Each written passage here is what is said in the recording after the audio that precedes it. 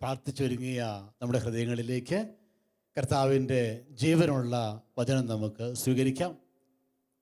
നമുക്കായി ഈ നൈറ്റ് വിജിലിൽ പ്രധാന വചന സന്ദേശം നൽകുന്നത് father Cyril Idamana, Don Bosco സഭാംഗമായ സിറിലച്ചൻ, ചങ്ങനാശ്ശേരിക്ക് അടുത്തുള്ള കുറിച്ചി ഡോൺ ബോസ്കോ സെമിനാരിയിൽ ശുശ്രൂഷ ചെയ്യുന്നു. കരങ്ങളടിച്ച് വചനവേദിയിലേക്ക് അച്ഛനെ സ്വീകരിക്കാം.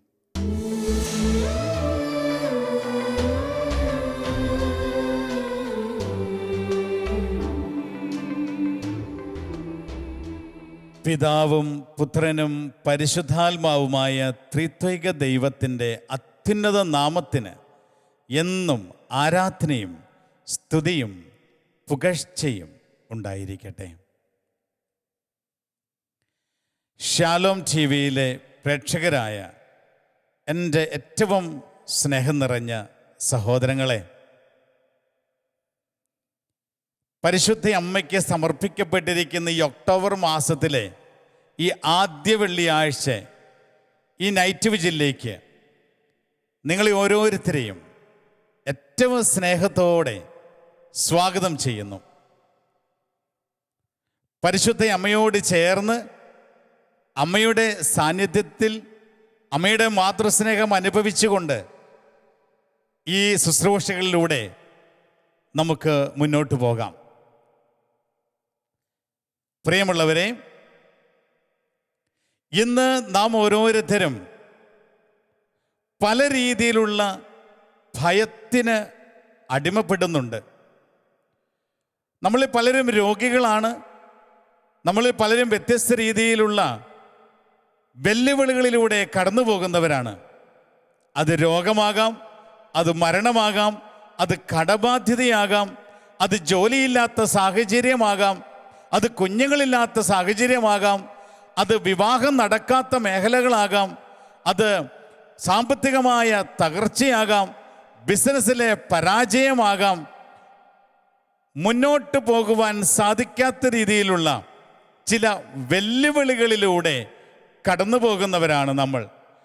ഒറ്റപ്പെടുത്തലിൻ്റെയും മാറ്റി നിർത്തപ്പെടലിൻ്റെയും ഒക്കെ തിക്താനുഭവങ്ങളിലൂടെ കടന്നു പോകുന്നവരും ഒരുപക്ഷെ നമ്മുടെ ഇടയിലുണ്ട്. ഇന്ന് ഈ രാത്രിയിൽ നമ്മൾ അനുഭവിക്കുന്ന ഈ അസ്വസ്ഥതകളും ഈ സാഹചര്യങ്ങളുമെല്ലാം പരിശുദ്ധ അമ്മയുടെ വിമല ഹൃദയത്തിലൂടെ ഈശോയ്ക്ക് സമർപ്പിച്ചുകൊണ്ട് നമ്മൾ ഇന്ന് പ്രാർത്ഥിക്കുമ്പോൾ നാം തിരിച്ചറിയുന്ന ഒരു സത്യം ഇപ്രകാരമാണ്: നമ്മുടെ ദൈവം വ്യക്തിപരമായി നമ്മളെ കാണുന്നുണ്ട്. ദൈവം വ്യക്തിപരമായി നമ്മുടെ ജീവിതങ്ങളിൽ ഇടപെടുന്ന ഒരു ദൈവമാണ് എന്ന സത്യം. അവിടുന്ന് നമ്മളെ കാണുന്നു, അറിയുന്നു. അവിടുന്ന് വ്യക്തിപരമായി നമ്മുടെ ജീവിതത്തിൽ ഇടപെടുന്ന ഒരു ദൈവം, ഇപ്രകാരമുള്ള ഒരു ദൈവം നമുക്കുണ്ട് എന്ന ഒരു സത്യമാണ് നാം തിരിച്ചറിയുക. വ്യത്യസ്ത രീതിയിലുള്ള ഭയത്തിലൂടെ നമ്മൾ മുന്നോട്ട് പോകുമ്പോൾ, എന്ത് ചെയ്യണമെന്നറിയാതെ നമ്മൾ വിലപിക്കുമ്പോൾ, ഇനി എൻ്റെ അവസ്ഥ എന്താണ് എന്ന് നമ്മൾ ചിന്തിക്കുമ്പോൾ, ഈ രോഗം സുഖപ്പെടുമോ എന്ന് വേദനിക്കുമ്പോൾ, ഒരുപക്ഷെ മരണഭയം പോലും നമ്മളെ ഗ്രസിക്കുമ്പോൾ, ഇന്ന് വചനം നമ്മോട് സംസാരിക്കുകയാണ്. കർത്താവ് വ്യക്തിപരമായി നമ്മുടെ ജീവിതങ്ങളിൽ ഇടപെടും എന്ന ഉറപ്പോട് കൂടി യെശയ്യാ പ്രവാചകന്റെ പുസ്തകത്തിൻ്റെ 41-ാം അധ്യായത്തിൻ്റെ 10-ാം തിരുലിഖിതം നമ്മെ ശക്തിപ്പെടുത്തട്ടെ. യെശയ്യാ 41:10, ഭയപ്പെടേണ്ട, ഞാൻ നിന്റെ കൂടെയുണ്ട്. സംഭ്രമിക്കേണ്ട, ഞാനല്ലേ നിന്റെ ദൈവം. ഞാൻ നിന്നെ സഹായിക്കുകയും ശക്തിപ്പെടുത്തുകയും ചെയ്യും. എൻ്റെ വിജയകരമായ വലത് കൈകൊണ്ട് നിന്നെ ഞാൻ താങ്ങി നിർത്തും. ശ്രീമുള്ള സഹോദരങ്ങളെ, ഇതൊരു കൂട്ടായ്മയോടല്ല, ഒരു സമൂഹത്തോടല്ല ദൈവം പറയുന്നത്. കർത്താവ് പറയുന്നു, നിന്നോടാണ്. ഇന്ന് എന്നെ ശ്രവിക്കുന്ന നിങ്ങൾ ഓരോരുത്തരോടും, വചനം പങ്കുവയ്ക്കുവാൻ നിയോഗിക്കപ്പെട്ട പാപിയായ എന്നോടും കർത്താവ് പറയുന്ന ഒരു സത്യമാണിത്: ഭയപ്പെടേണ്ട, ഞാൻ നിന്നോട് കൂടെയുണ്ട്. നിന്റെ സാഹചര്യം എന്തൊക്കെ ആയിക്കോട്ടെ, നീ ഏത് അവസ്ഥയിലൂടെ കടന്നു പോകുന്നവനായിക്കോട്ടെ, നിന്റെ മുന്നിലെ വെല്ലുവിളികൾ എന്തൊക്കെയായിക്കോട്ടെ, ഇത് വ്യക്തിപരമായി ഞാൻ കാണുന്നുണ്ട്. ഭയപ്പെടേണ്ട, ഞാൻ നിന്റെ കൂടെയുണ്ട്. സംഭ്രമിക്കണ്ട, ഞാനല്ലേ നിന്റെ ദൈവം. ഞാൻ നിന്നെ സഹായിക്കുകയും ശക്തിപ്പെടുത്തുകയും ചെയ്യും. ശക്തിപ്പെടുത്തുന്ന ദൈവം നമ്മോട് കൂടെയുണ്ട് എന്ന ഒരു ഉറപ്പ് അവിടുന്ന് നൽകുകയാണ്. ഞാൻ നിന്നെ സഹായിക്കുകയും ശക്തിപ്പെടുത്തുകയും ചെയ്യും. എൻ്റെ വിജയകരമായ വലത് കൈ കൊണ്ട് നിന്നെ ഞാൻ താങ്ങി നിർത്തും. പ്രിയമുള്ള സഹോദരങ്ങളെ, ഇന്ന് നീ തകർന്നു പോകുന്ന അനുഭവത്തിലാണോ? നിരാശ നിന്നെ വല്ലാതെ അലട്ടുന്നുണ്ടോ? ഇനി മുന്നോട്ട് എന്താണ് എന്നുള്ള ഭയം നിന്നിലുണ്ടോ? എപ്രകാരം ഈ സാഹചര്യത്തെ ഞാൻ അതിജീവിക്കും എന്ന് നീ ചിന്തിക്കുന്നുണ്ടോ? എങ്കിൽ കർത്താവ്, നിന്നെ കാണുന്ന കർത്താവ്, നിന്നെ അറിയുന്ന കർത്താവ് നിന്നോട് ഇന്ന് സംസാരിക്കുകയാ. അവൻ്റെ വിജയകരമായ വലത് കൈ കൊണ്ട് നിന്നെ ഞാൻ താങ്ങി നിർത്തുമെന്ന്. സഹോദരങ്ങളെ, ഇന്ന് ഈ രാത്രി അവിടുത്തെ വിജയകരമായ വലത് കൈ കൊണ്ട് നിന്നെയും എന്നെയും താങ്ങി നിർത്തുന്ന രാത്രിയാണ്. ആയതിനാൽ ഭയമില്ലാതെ എൻ്റെ ദൈവം എൻ്റെ കൂടെയുണ്ട് എന്ന പ്രത്യാശയോടുകൂടി ഈ വചനം നമുക്ക് ഏറ്റെടുത്ത് ശക്തി പ്രാപിക്കാം. ജെറമിയ പ്രവാചകന്റെ പുസ്തകത്തിൻ്റെ 1-ാം അധ്യായത്തിൻ്റെ 5-ാം തിരുലിഖിതം നമ്മെ ഇപ്രകാരം ഓർമ്മിപ്പിക്കുന്നു: അമ്മയുടെ ഉദരത്തിൽ ഉരുവാകുന്നതിന് മുൻപ് തന്നെ ഞാൻ നിന്നെ അറിഞ്ഞു. അത് വ്യക്തിപരമായി ദൈവം നമ്മളെ അറിയുന്നുണ്ട് എന്നതിൻ്റെ ഒരു തെളിവാണ്. ഇന്ന് നമ്മൾ എത്ര പ്രായമുള്ളവരായിക്കോട്ടെ, 10-90 വയസ്സുള്ള വ്യക്തിയാകാം, കൊച്ചു കുഞ്ഞുങ്ങളാകാം, കർത്താവിന് ഓരോ വ്യക്തികളെയും അറിയാം എന്ന ഒരു തിരിച്ചറിവ് വചനം നമുക്ക് നൽകുകയാണ്. അമ്മയുടെ ഉദരത്തിൽ ഞാനും നിങ്ങളും ഉരുവാകുന്നതിന് മുൻപ് എൻ്റെ ജീവിതത്തെക്കുറിച്ച്, നിങ്ങളുടെ ജീവിതത്തെക്കുറിച്ച് കർത്താവിന് ഒരു ലക്ഷ്യമുണ്ടായിരുന്നു. കർത്താവിന് ഒരു പദ്ധതിയുണ്ട്. ആയതിനാൽ ദൈവം പറയുന്നു, അമ്മയുടെ ഉദരത്തിൽ ദൈവമാണ് നമ്മെ മെനഞ്ഞത്. അവിടുന്ന് മെനയുന്നതിന് മുൻപേ തന്നെ അവിടത്തേക്ക് എന്നെയും നിങ്ങളെയും അറിയാമായിരുന്നുവെന്ന് വചനം നമ്മെ ഓർമ്മിപ്പിക്കുകയാണ്. ആയതിനാൽ സഹോദരങ്ങളെ, നമ്മൾ ആരും അനാഥരല്ല, നമ്മളാരും മാറ്റി നിർത്തപ്പെട്ടവരല്ല, നമ്മളാരും ഒറ്റപ്പെടുത്തപ്പെട്ടവരല്ല. സമൂഹം ഒരുപക്ഷെ നമ്മളെ മാറ്റി നിർത്തിയേക്കാം, ലോകം ഒരുപക്ഷെ നമ്മളെ ഒറ്റപ്പെടുത്തിയേക്കാം, പ്രിയപ്പെട്ടവർ പുറംതിരിഞ്ഞു നിന്നേക്കാം. ഉപകാരങ്ങൾ മാത്രം ചെയ്തിട്ടും ഉപദ്രവം മാത്രമായിരിക്കാം ദൈവം ഒരുപക്ഷെ പ്രിയപ്പെട്ടവരിൽ നിന്നും, നമ്മുടെ കൂടെ ആയിരിക്കുന്നവരിൽ നിന്നും നമുക്ക് ലഭിച്ച പ്രതിഫലം. എന്നാൽ ദൈവം പറയുന്നു, മോനെ മോളെ, ഞാൻ നിന്നെ അറിയുന്നു. ഈ അറിവ് ഇന്ന് ആരംഭിച്ചതല്ല. നിന്നെ അമ്മയുടെ ഉദരത്തിൽ ഉരുവാക്കുന്നതിന് മുൻപ് തന്നെ ഞാൻ നിന്നെ അറിഞ്ഞു, ഞാൻ നിന്നെ വിശുദ്ധീകരിച്ചു എന്ന് വചനം നമ്മെ ഓർമ്മിപ്പിക്കുകയാണ്. സഹോദരങ്ങളെ, വ്യക്തിപരമായി ദൈവം നമ്മളെ കാണുന്നുണ്ട്, അറിയുന്നുണ്ട് എന്ന ഒരു തിരിച്ചറിവാണ് ഇന്ന് ഈ രാത്രിയിൽ നമുക്ക് സ്വർഗം നൽകുന്നത്. ബ്രദർ പറഞ്ഞു, ഞാൻ ഡോൺ ബോസ്കോ സഭയിലെ അച്ഛനാണെന്ന്. വിശുദ്ധ ഡോൺ ബോസ്കോ നമുക്ക് പലപ്പോഴും കൂടെ പറഞ്ഞു തന്നുകൊണ്ടിരുന്ന ഒരു കാര്യമുണ്ട്. ഡോൺ ബോസ്കോ ഇപ്രകാരം തൻ്റെ യുവജനങ്ങളോട് പറഞ്ഞു. തൻ്റെ കൂടെ അനാഥരും പാവപ്പെട്ടവരുമായ യുവജനങ്ങളുടെ പിതാവാണല്ലോ വിശുദ്ധ ഡോൺ ബോസ്കോ. ദരിദ്രരായവർ, ആർക്കും വേണ്ടാത്തവർ, സമൂഹത്തിൽ ഒറ്റപ്പെട്ടവർ, ഡ്രഗ് അഡിക്ട്സ്, ജയിൽ പുള്ളികൾ, ഇപ്രകാരം ഉള്ള വലിയ അപകടകരമായ സാഹചര്യത്തിൽ കഴിയുന്ന യുവജനങ്ങൾക്ക് വേണ്ടി പ്രവർത്തിക്കുകയും അവർക്ക് വേണ്ടി ജീവിതം ബലികഴിക്കുകയും ചെയ്ത മഹാവിശുദ്ധനാണ് വിശുദ്ധ ഡോൺ ബോസ്കോ. ഈ കുട്ടികളോട് ഡോൺ ബോസ്കോ ഇപ്രകാരം പറയുമായിരുന്നു: മക്കളെ, ഗാഡ് സീസ് യു. ദൈവം നിങ്ങളെ കാണുന്നു. അത് വിശുദ്ധ ഡോൺ ബോസ്കോയുടെ വലിയൊരു ബോധ്യമാണ്.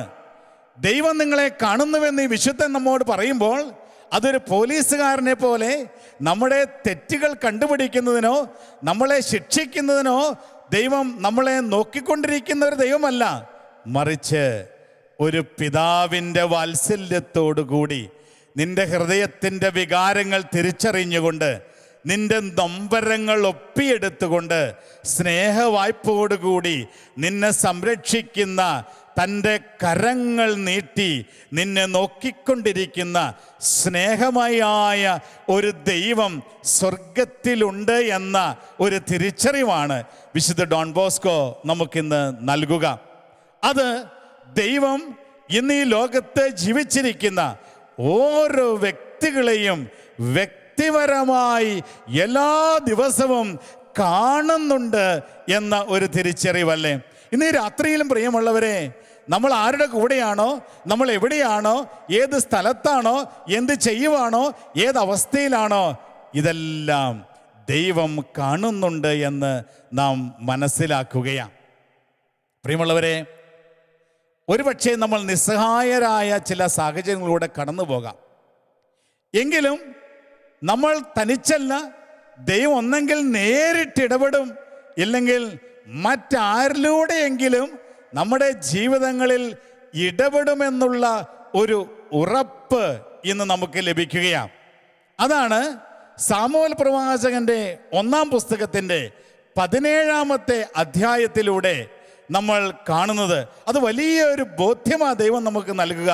സാമുവേൽ പ്രവാചകന്റെ 1-ാം പുസ്തകത്തിൻ്റെ 17-ാമത്തെ അധ്യായത്തിൽ ഗോലിയാത്ത് എന്ന ഒരു മല്ലൻ സൗളിനെയും ഇസ്രായേൽ ജനത്തെയും മുഴുവനും വെല്ലുവിളിക്കുകയാണ്.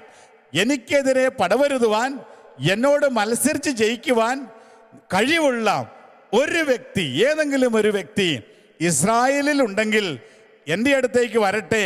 തമ്മിൽ യുദ്ധം ചെയ്ത് എന്നെ പരാജയപ്പെടുത്തിയാൽ ഞങ്ങൾ നിങ്ങൾക്ക് അടിമകളാകുമെന്നും, ഇനി അവൻ പരാജയപ്പെട്ടാൽ ഇസ്രായേൽ ജനം മുഴുവനും ഫിലിസ്ത്യർക്ക് അടിമകളാകണമെന്നുമുള്ള വെല്ലുവിളി ഗോലിയാത്ത് എന്ന് പറയുന്ന ഒരു രാക്ഷസ മല്ലൻ ഉയർത്തിയപ്പോൾ ഇസ്രായേൽ മുഴുവനും നടുങ്ങി വിറച്ചു. സൗള് തൻ്റെ പടനിരകളൊക്കെ അടുത്ത ഒരു മലയിൽ കയറി യുദ്ധത്തിനൊരുങ്ങി. എന്നാൽ വെല്ലുവിളി ഒരു വ്യക്തി കടന്നു വന്ന് ഈ മലനോട് യുദ്ധം ചെയ്യണമെന്നുള്ളതാണ്. ഇസ്രായേൽ അങ്ങനെ ഒരു വ്യക്തിയെ കണ്ടുപിടിക്കാൻ സാധിക്കുന്നില്ല. രാജാവ് ബുദ്ധിമുട്ടുന്നു. ഇസ്രായേലിലെ മല്ലന്മാരൊക്കെ ഭയപ്പെട്ട് മാറി നിൽക്കുകയാണ്.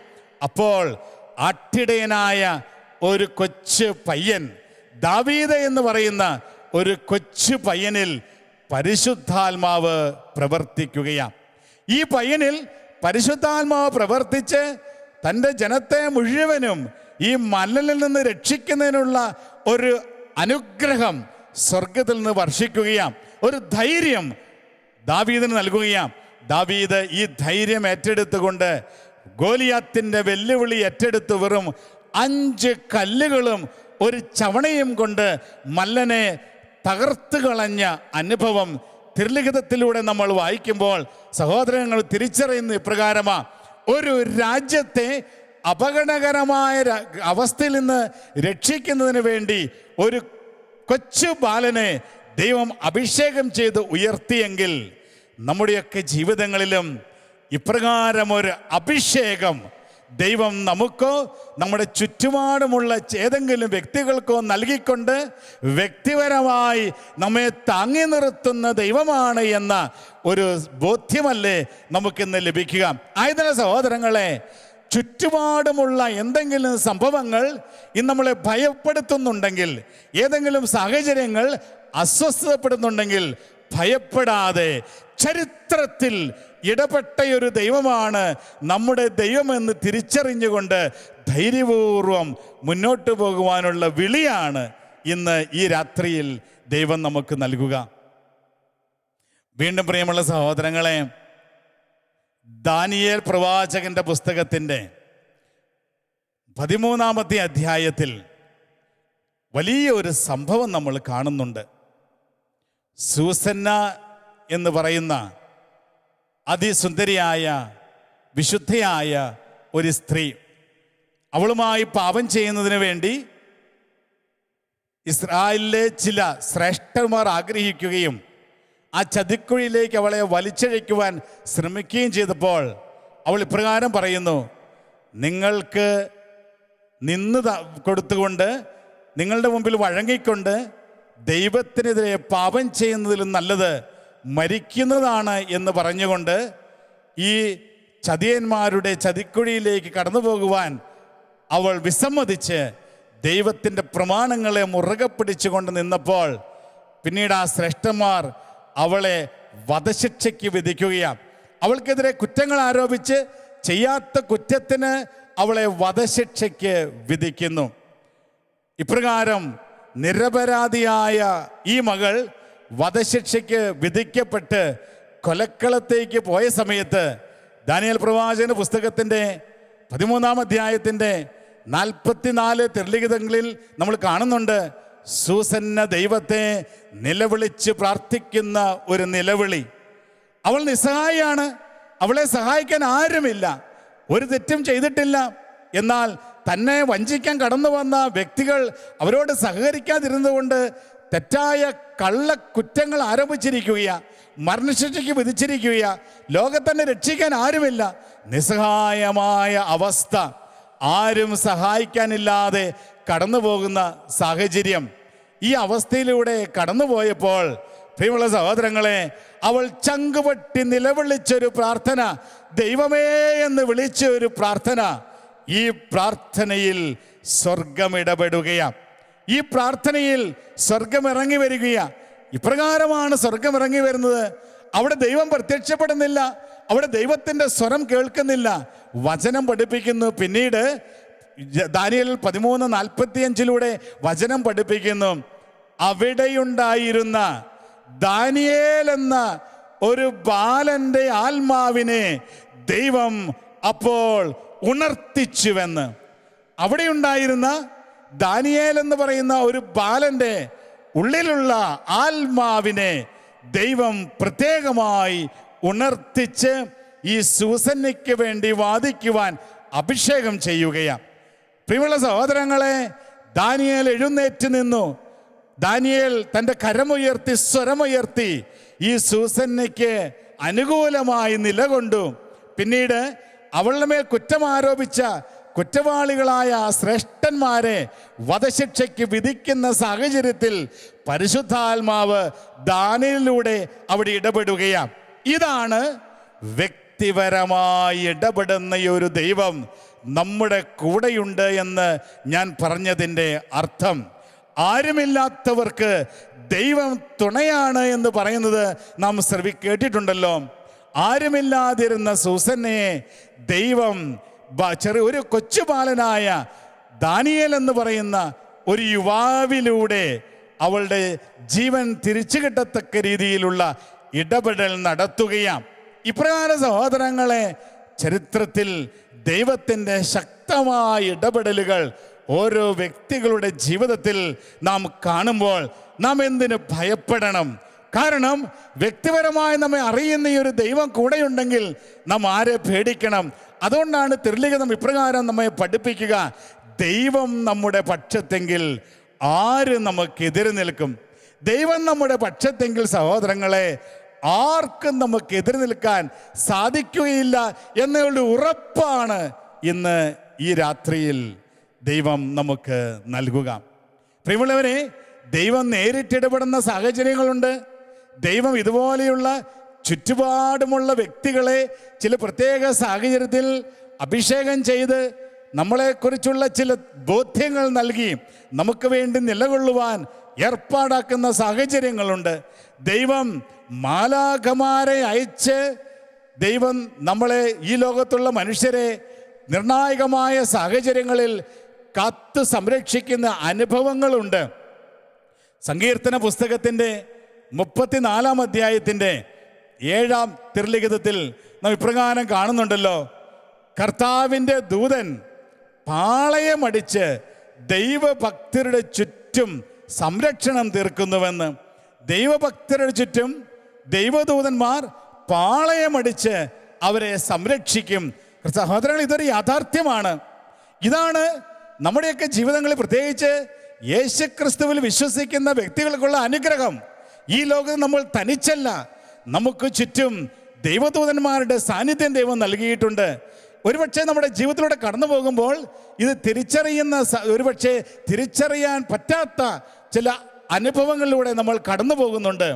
ഇന്ന് ഈ രാത്രിയിൽ നമ്മൾ വീണ്ടും വീണ്ടും ഓർത്തെടുക്കേണ്ട ഒരു സത്യമാണ്, ഈ ലോകത്ത് നാം തനിച്ചല്ല എന്ന സത്യം.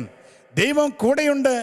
അവിടുന്ന് തൻ്റെ ദൂതന്മാരെ അയച്ച് നമ്മളെ സംരക്ഷിക്കുന്ന അനുഭവം അനേകർക്ക് ഇന്ന് ലോകത്തിൻ്റെ വിവിധ ഭാഗങ്ങളിൽ നൽകിക്കൊണ്ടിരിക്കുകയാണ്. ഞാൻ ഓർക്കുക പ്രിയമുള്ള സഹോദരങ്ങളെ, ആഫ്രിക്കയിൽ ജോലി ചെയ്തിരുന്ന ഒരു അമേരിക്കൻ മിഷണറി, ഇദ്ദേഹത്തിൻ്റെ ജീവിതത്തിൽ ഇദ്ദേഹം ഒരു ഡോക്ടറാണ്. ഇപ്രകാരം ആഫ്രിക്കയിലെ ഒരു കുഗ്രാമത്തിലെ ഒരു ആസ്പത്രിയിൽ അദ്ദേഹം ജോലി ചെയ്യുന്നു. അദ്ദേഹത്തിന് മരുന്നുകളൊക്കെ വാങ്ങണമെങ്കിൽ 2-3 ദിവസം യാത്ര ചെയ്തൊരു പട്ടണത്തിൽ ചെല്ലണം. ഈ പട്ടണത്തിൽ പോയി അടുത്തുള്ള പട്ടണത്തിൽ നിന്ന് അദ്ദേഹം പൈസ എടുത്ത് അവിടുന്ന് മരുന്നൊക്കെ വാങ്ങിച്ച്, ബാങ്കിൽ നിന്ന് പൈസ എടുത്ത് മരുന്നൊക്കെ വാങ്ങിച്ച് 2-3 ദിവസം യാത്ര ചെയ്ത് വേണം തിരിച്ച് ഈ ഹോസ്പിറ്റലിൽ വരുവാനായിട്ട്. അങ്ങനെ അദ്ദേഹം ശുശ്രൂഷ ചെയ്തുകൊണ്ട് പോവുകയാണ്. ഒരു ദിവസം ഈ പട്ടണത്തിൽ മരുന്ന് വാങ്ങാനും പൈസ എടുക്കാനായിട്ട് ചെന്നപ്പോൾ 2 വ്യക്തികൾ തമ്മിൽ അവിടെ വഴക്ക് കൂടുന്ന അദ്ദേഹം കണ്ടു. അവർ തമ്മിൽ ശണ്ട കൂടി വഴക്കടിച്ച് ഒരുത്തൻ വളരെ മാരകമായ രീതിയിൽ മുറിവേൽക്കപ്പെടുകയാണ്. ഈ സംഭവമെല്ലാം കഴിഞ്ഞു ഡോക്ടർ അവിടെ ചെല്ലുന്നു. ഈ അർത്ഥപ്രാണനായി കിടക്കുന്ന ഈ സഹോദരനെ തൻ്റെ ഉണ്ടായിരുന്ന മരുന്നൊക്കെ വെച്ച് അദ്ദേഹം ശുശ്രൂഷിച്ചു. അദ്ദേഹം പെട്ടെന്ന് ചുറ്റുമുണ്ടായിരുന്ന അദ്ദേഹത്തിൻ്റെ ചില പ്രിയപ്പെട്ടവരൊക്കെ വന്നു ഈ രോഗിയുടെ. അങ്ങനെ അവർ നന്ദിയൊക്കെ പറഞ്ഞ് തിരിച്ചുപോയി. ഡോക്ടർ പതിവ് പോലെ പൈസയൊക്കെ എടുത്ത് അദ്ദേഹം മരുന്നൊക്കെ വാങ്ങി തിരിച്ചു പോവുകയാണ്. അങ്ങനെ അദ്ദേഹം കൂടെ മാസത്തിലൊരിക്കലെങ്കിലും ഇപ്രകാരം ചെയ്യുമായിരുന്നു. ഇങ്ങനെ 2-3 മാസങ്ങൾക്ക് ശേഷം മരുന്ന് വാങ്ങുവാനായി ഡോക്ടർ ഈ പട്ടണത്തിലേക്ക് ചെന്നപ്പോൾ താൻ ശുശ്രൂഷിച്ച ഈ രോഗി ഈ ഡോക്ടറിനെ കാണാൻ വന്നു. എന്നിട്ട് അദ്ദേഹം പറഞ്ഞത് ഇപ്രകാരമാണ്: ഡോക്ടർ, ഏതാനും മാസങ്ങൾക്ക് മുൻപ് താങ്കൾ ഇപ്രകാരം മരുന്ന് വാങ്ങിക്കുവാനായി വന്നപ്പോൾ ഞാൻ എൻ്റെ 5 കൂട്ടുകാരോട് ചേർന്ന് അങ്ങയെ ആക്രമിക്കുവാൻ തീരുമാനിച്ചു. താങ്കൾ ഒരു ദിവസം മുഴുവൻ യാത്ര ചെയ്ത് തങ്ങുന്ന സ്ഥലം ഞങ്ങൾക്കറിയാം. അവിടെ ഞങ്ങൾക്കിവിടെ ആധിപത്യമുള്ള സ്ഥലമാണ്. ആരും ഞങ്ങളോട് ചോദിക്കാനില്ല. ഞങ്ങൾ അങ്ങ് കൊന്ന് പൈസയും മരുന്നും കരസ്ഥമാക്കുവാൻ ഞങ്ങൾ അങ്ങയുടെ പുറകെ വന്നു. അപ്പോൾ അങ്ങ് ആയിരുന്ന വീടിന് ചുറ്റും 26 ആയുധധാരികൾ നിന്ന് ആ വീടിനെ വളയം ചെയ്ത് സംരക്ഷിക്കുന്നതായിട്ട് ഞങ്ങൾ കണ്ടു. 26 പേര് ആയുധങ്ങൾ ധരിച്ചുകൊണ്ട് അങ്ങ് അന്ന് താമസിച്ച ആ വീടിന് ചുറ്റും നിൽക്കുന്നത് കണ്ടപ്പോൾ ഭയപ്പെട്ട് ഞങ്ങൾ തിരിച്ചു പോന്നു. പിന്നീടാണ് എനിക്ക് മുറിവേൽക്കുന്നതും അങ്ങനെ ശുശ്രൂഷിക്കുന്നതും. എനിക്കത് അങ്ങയോട് പറയാനിരിക്കാൻ പറ്റില്ല. അതുകൊണ്ട് ഞാൻ മാപ്പ് ചോദിക്കുന്നു ഞാൻ കടന്നു വന്നതിന് എന്ന് ഇദ്ദേഹം പങ്കുവെച്ചപ്പോൾ ഡോക്ടർ ഇപ്രകാരം പറഞ്ഞു: അവിടെ ആരും ഉണ്ടായിരുന്നില്ല, ഞാൻ മാത്രമാണ് മരുന്ന് വാങ്ങാൻ വന്നത്. അവിടെ ഒരു വീട്ടിൽ ഞാൻ താമസിച്ചു. അവിടെ ചുറ്റുപാടും ഒരാളോ 2 പേരോ അല്ലാതെ മറ്റാരും ഉണ്ടായിരുന്നില്ല. അവർ ആയുധധാരികളായിരുന്നില്ല, ആ വീട്ടുകാർ മാത്രമായിരുന്നു.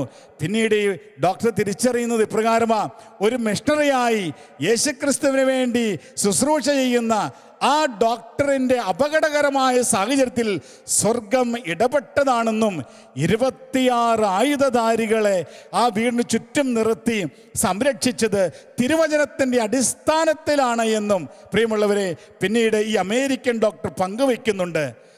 വചനം പഠിപ്പിക്കുന്നു, ദൈവഭക്തരുടെ ചുറ്റും ദൈവദൂതന്മാർ പാളയമടിച്ച് അവരെ സംരക്ഷിക്കുമെന്ന്.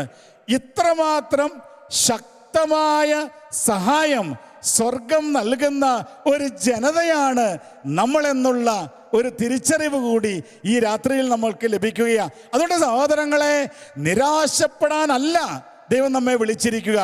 പ്രത്യാശയോടുകൂടി ഈ ജീവിതത്തിൽ ഏത് പ്രതികൂല സാഹചര്യങ്ങളെയും തരണം ചെയ്ത് യേശുക്രിസ്തുവാകുന്ന ഏക രക്ഷകനിൽ വിശ്വസിച്ചുകൊണ്ട് ധൈര്യപൂർവ്വം മുന്നോട്ട് പോകുവാനുള്ള ഒരു വിളിയല്ലേ ഈ രാത്രിയിൽ ദൈവം നമുക്ക് നൽകുന്നത്. വീണ്ടും യെശയ്യാ പ്രവാചകന്റെ പുസ്തകത്തിൻ്റെ 30-ാം അധ്യായത്തിൻ്റെ 20-ാമത്തെ തെളിഹിതത്തിൽ ഇപ്രകാരം ദൈവം നമ്മെ ഓർമ്മിപ്പിക്കുന്നു: കർത്താവ് നിനക്ക് കഷ്ടതയുടെ അപ്പവും ക്ലേശത്തിൻ്റെ ജലവും തന്നാലും നിന്റെ ഗുരു നിന്നിൽ നിന്നും മറഞ്ഞിരിക്കുകയില്ല. കർത്താവ് ചിലപ്പോൾ നമുക്ക് കഷ്ടതയുടെ അപ്പവും ക്ലേശത്തിൻ്റെ ജലവും നൽകുന്ന ചില അനുഭവങ്ങളൊക്കെ ജീവിതത്തിൽ ഉണ്ടായെന്നിരിക്കാം. അതെന്തിനു വേണ്ടിയാ? അത് നമ്മുടെ വിശ്വാസത്തെ പരീക്ഷിക്കുന്ന ചില നിമിഷങ്ങളാണ്. പ്രിയമുള്ള സഹോദരങ്ങളെ, എൻ്റെ ജീവിതത്തിലെ ഒന്ന് രണ്ട് ദൈവ അനുഭവങ്ങൾ നിങ്ങളുമായി പങ്കുവയ്ക്കാൻ ആഗ്രഹിക്കുകയാണ്. എൻ്റെ വീട് കണ്ണൂരാണ്. ഞാൻ ഏതാണ്ട് 8ാം ക്ലാസ്സിൽ പഠിക്കുന്ന പ്രായം, ആ പ്രായത്തിലൊക്കെ അതിന് മുമ്പ് തന്നെ എൻ്റെ അമ്മ പല രീതിയിലും രോഗിയായ സാഹചര്യങ്ങളുണ്ട്. പലപ്പോഴും രോഗാവസ്ഥയിലൂടെ അമ്മ കടന്നുപോയി രോഗിയായിട്ട് ചില ദിവസങ്ങളോളം കട്ടിലിൽ കിടക്കുന്ന ചില സാഹചര്യങ്ങൾ ചെറുപ്രായത്തിൽ തന്നെ വളർന്നു വന്നപ്പോൾ കണ്ടിട്ടുണ്ട്. അപ്പം അമ്മയെ എനിക്ക് ഒത്തിരി ഇഷ്ടമാണ്. അപ്പോൾ അമ്മ ഇങ്ങനെ രോഗിയായൊക്കെ കിടക്കുന്നത് കാണുമ്പോൾ ഒരു വിഷമമുണ്ട് മനസ്സിൽ. അപ്പം അങ്ങനെ മുന്നോട്ട് പോയ ചില സാഹചര്യങ്ങൾ, ചിലപ്പോൾ അന്നത്തേക്ക് കൊച്ചു പ്രായമല്ലേ, 8ാം ക്ലാസ് പറഞ്ഞാൽ 10, 11, 12 ഒക്കെ വയസ്സ് പ്രായമായ സമയം. ഈ സമയത്ത് പ്രാർത്ഥിക്കാനൊന്നും അത്ര വലിയ കാര്യമായിട്ടൊന്നും അറിയത്തില്ലല്ലോ. ഇപ്രകാരം കരിസ്മാറ്റിക് നവീകരണ പ്രസ്ഥാനങ്ങളൊന്നും ഉള്ള സമയമല്ല അന്നത്തെ കാലം. ഞാൻ എൻ്റെ കൊച്ചുനാളിലെ കാലഘട്ടമാണ്. അപ്പോൾ ആ അടുത്ത സമയത്ത്, ആ ദിവസങ്ങളിൽ ഞാൻ 8ാം ക്ലാസ്സിൽ പഠിക്കുമ്പോൾ എൻ്റെ കൂടെ എൻ്റെ ക്ലാസ്സിൽ പഠിച്ചുകൊണ്ടിരിക്കുന്ന ബിജുവെന്ന് പറയുന്ന എൻ്റെ ഒരു കൂട്ടുകാരൻ്റെ അമ്മ മരിച്ചുപോയി. അന്ന് ക്യാൻസർ രോഗം വന്ന് ആ കാലത്ത് ചികിത്സയൊക്കെ കുറവാണ്. അങ്ങനെ ആ സഹോദരി മരിച്ചുപോയി. ഈ ബിജുവിൻ്റെ അമ്മ മരിച്ചത് എന്നെ ഒത്തിരി പെട്ടെന്ന് സ്വാധീനിച്ചത് ഇപ്രകാരമാണ്. പെട്ടെന്ന് ഞാൻ മനസ്സിലേക്ക് ഓർത്തു, ദൈവമേ, പലപ്പോഴും എൻ്റെ അമ്മയ്ക്ക് അസുഖം വരുന്നുണ്ട്, എൻ്റെ അമ്മ മരിച്ചു പോകുമോ എന്നുള്ള ഒരു ഭയം എനിക്ക് ഉണ്ടായി. അപ്പോൾ ഞാൻ വീട്ടിൽ ചെന്ന് ഉടനെ ആദ്യം നോക്കുന്ന അമ്മ ഓക്കെ ആണോ എന്നുള്ളതാണ്. സ്കൂളിൽ വിട്ട് ഓടിച്ചെന്ന് ആദ്യം നോക്കും, അമ്മ ഓക്കെ ആണോ, അമ്മ കുഴപ്പമൊന്നും ഇല്ലല്ലോ. അങ്ങനെ സ്കൂളിലായിരിക്കും അമ്മയെക്കുറിച്ചുള്ള ചിന്തകൾ മനസ്സിലുണ്ട്. പ്രിയമുള്ള സഹോദരങ്ങളെ, ഞാൻ ഒരു ദിവസം ഞാൻ ഓർക്കുന്നു, ആ ദിവസം പോലും ആ സ്ഥലം പോലും ഞാനിപ്പോൾ ഓർക്കുന്നു. വീടിൻ്റെ പുറകു വശത്ത് ഇങ്ങനെ അമ്മ രോഗിയായിട്ട് കട്ടിലിൽ കിടക്കുക. അമ്മ കുറച്ച് നാളൊക്കെ രോഗി കിടക്കും, പിന്നെ മരുന്ന് കഴിച്ച് സുഖപ്പെടും, പിന്നെ കുറേ നാൾ കഴിയുമ്പോൾ വീണ്ടും രോഗം വരും. അങ്ങനെ ഒരു സാഹചര്യത്തിലാണ് കടന്നു പോവുക. ഇപ്രകാരം രോഗിയായിട്ട് കിടക്കുന്ന സമയത്ത് ബിജുവിൻ്റെ അമ്മ മരിച്ച ആ ഒരു ഓർമ്മയൊക്കെ മനസ്സിലുണ്ട്.